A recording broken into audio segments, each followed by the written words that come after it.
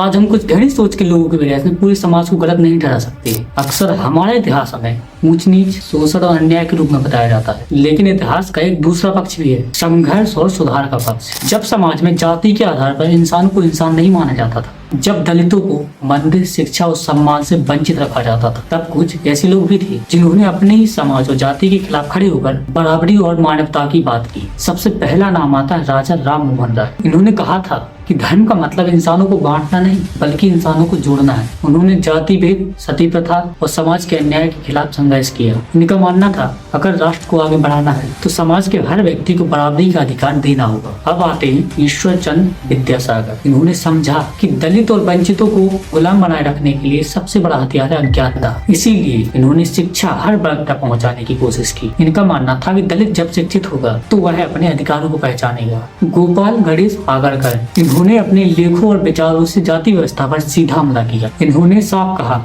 कि ब्राह्मण वर्चस्व और जातिवाद समाज को अंदर से सड़ा देगा। इन्होंने सच बोलने से कभी समझौता नहीं किया। अब बात करते हैं स्वामी विवेकानंद की। इन्होंने पूरी दुनिया के सामने भारत की बात रखी, लेकिन भारत की कमजोरियों को भी उजागर किया। इन्होंने कहा, अस्पृश्यता पाप है। इनका मानना था कि जब तक समाज का सबसे गरीब, सबसे पिछड़ा और उपेक्षित व्यक्ति आगे नहीं बढ़ेगा, तब तक राष्ट्र का विकास नहीं हो सकता। न्यायमूर्ति महादेव गोविंद रानडे जैसे कई सुधारकों ने सामाजिक समानता, दलित उत्थान और न्याय की बात की। कुल मिलाकर इन सभी का एक ही संदेश था कि जन्म से कोई ऊंचा या नीचा नहीं होता, व्यक्ति के कर्म निर्धारित करते हैं कि वो किस श्रेणी का है। देखो, यह समझना जरूरी है कि दलित अधिकारों की लड़ाई किसी एक जाति की लड़ाई नहीं है। यह लड़ाई अन्याय के खिलाफ, शोषण के खिलाफ और इंसान की गरिमा के लिए है। अगर आपको लगता है कि इतिहास सच के साथ बताया जाना चाहिए, तो मेरी एक बात याद रखना, इतिहास पढ़कर रटने के लिए नहीं, बल्कि पढ़कर समझने के लिए होता है।